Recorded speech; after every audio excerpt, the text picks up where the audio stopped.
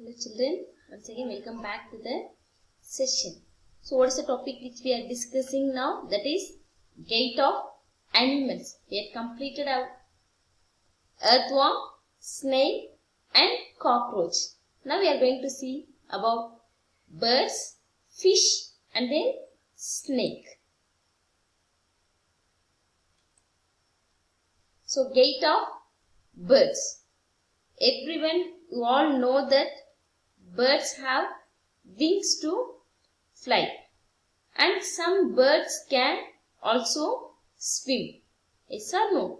So the skeleton system, that is the bones of birds, are designed in such a way that they are able to fly. So their bones are light and hollow. They are not heavy. They are only light weighted. Look at here. Light and hollow bones. Breastbone is modified while the forelimbs are adapted as wings. I said animals have forelimbs and hind limbs. So the forelimbs are modified as wings in birds. And one more thing is, the weight of bones is very less. They are not too heavy. And then they are attached to the strong shoulder bones and muscles. So these wings are attached to strong shoulder bones and muscles.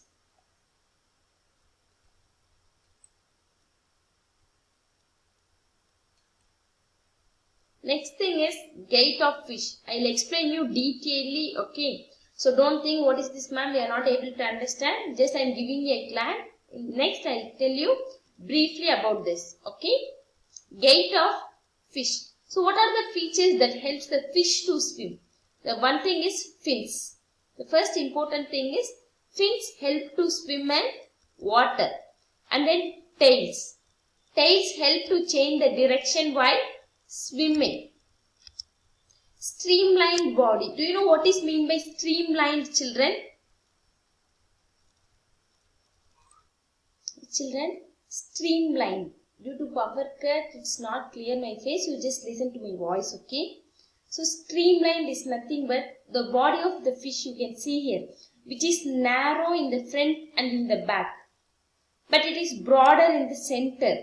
So this type of shape is called a streamlined body. What is it? It is called as streamlined body, which is narrow in the front and in the back, and it is broader in the middle. This is called as streamlined.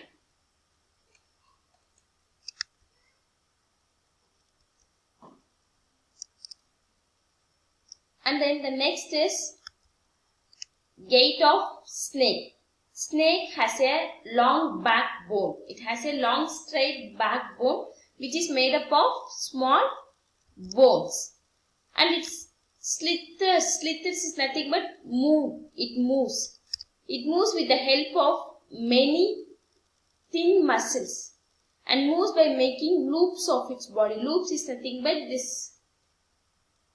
It goes in a zigzag manner, right? That is called as loops.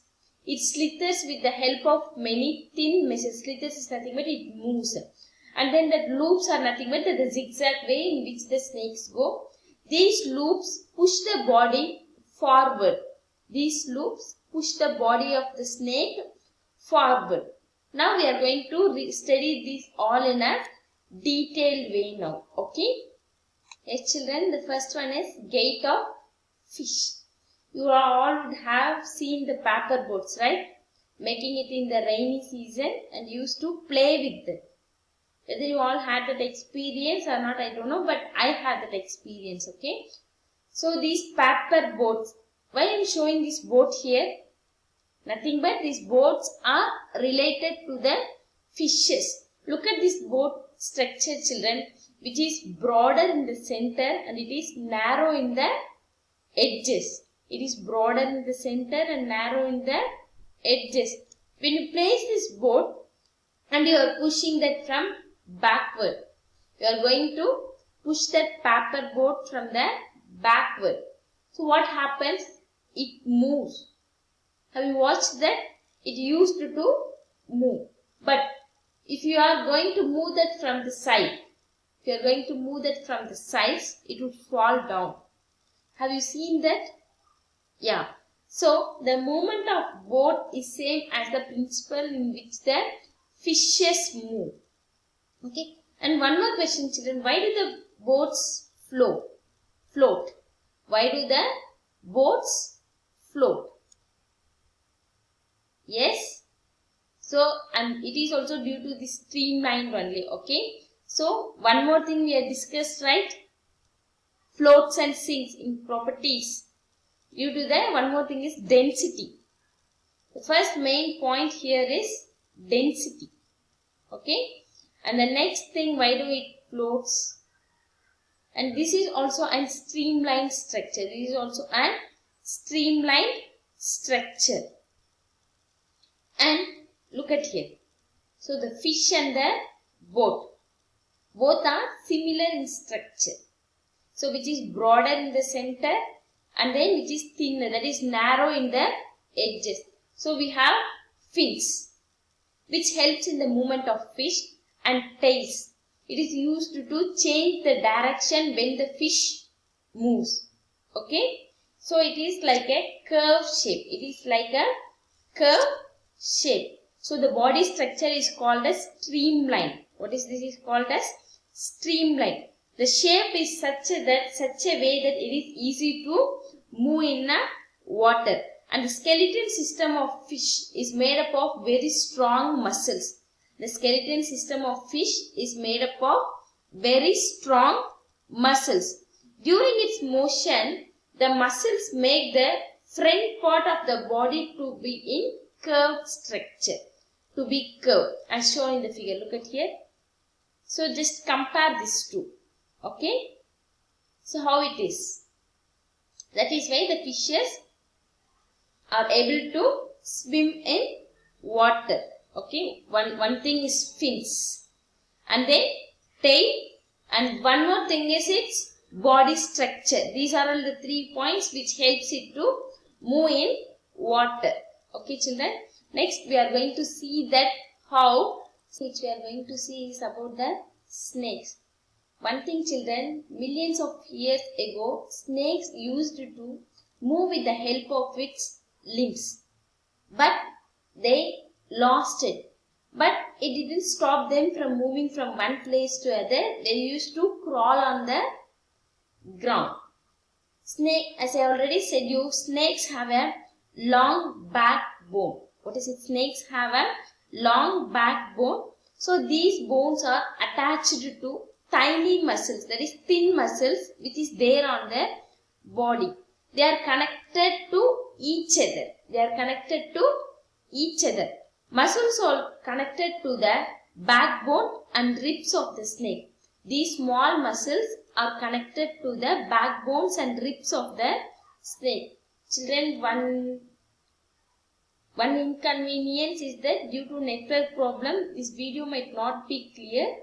Just hear to what I say. Okay.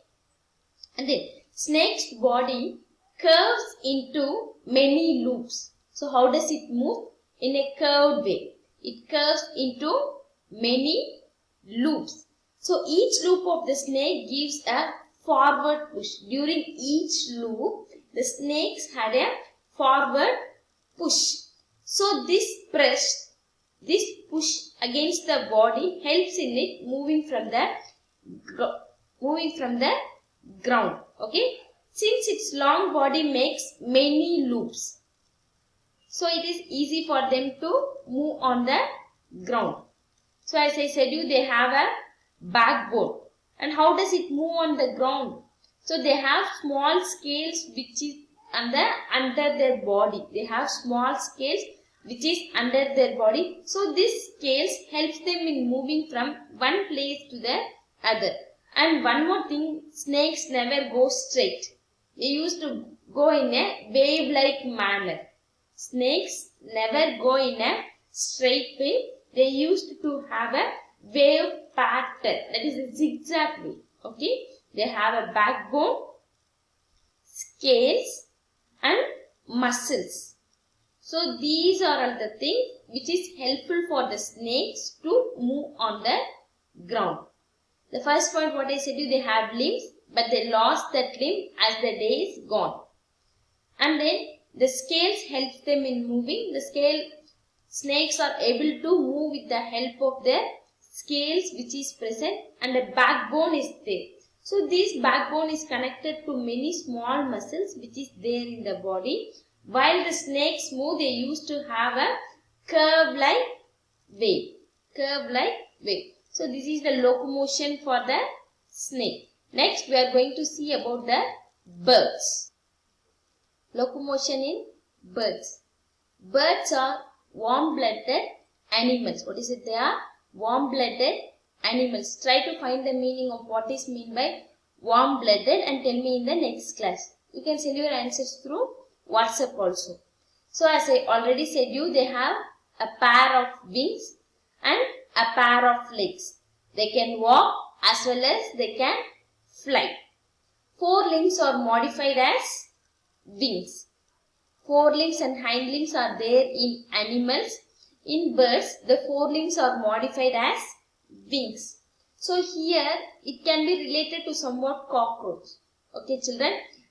And one more thing, the bones of birds are not very weight, they are of less weight. So when the wings flutter in the air, so the downward push helps in the lifting up of the birds. So the downward push helps the birds to go in a high, and then the gliding. This movement is called as gliding. Have you seen some birds keeping like this and flying, not flapping their wings? So that movement is called as gliding. Okay. And one more thing is flapping is nothing but doing like this is called as flapping, and keeping the wings straight, not flapping, is gliding. Okay. These are all the 2 movements which they follow. And then cockroaches, I said you right, when they are pushed down, they are moved up. When they are pushed down, they are moved up. And when they go up, they used to come down. Flapping and gliding, I said you right. So this movement is called as gliding and this is called as flapping. Okay. And then they use their wings for moving from one place to the other place.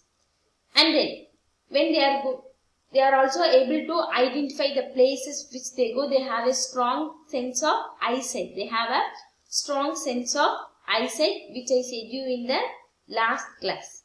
And look at here, when they are doing like this, they have here small holes, right, between the wings. So the air used to go inside this and help them to go up. So during this movement, the wings are float away. There will be no wind in that way. And one more thing, do you know children, why that aeroplane and helicopter are in the shape of that streamlined? Yes or no? They are broader in the center and they are sharp in the center, front and in the back, in the edges. Do you know that why? So the sharp movement, right? So this curved shape helps to strike the air, helps to tear the air and helps in the easy movement. To go. That is why the aircraft are designed in a streamlined way.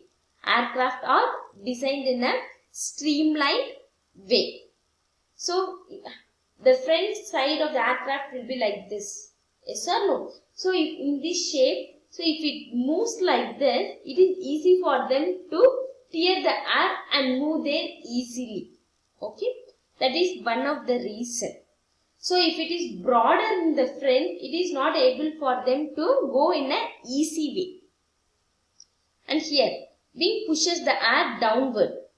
Wing helps to push the air downward and it helps in the movement of the birds. So up to here children, the locomotion of the animals completed.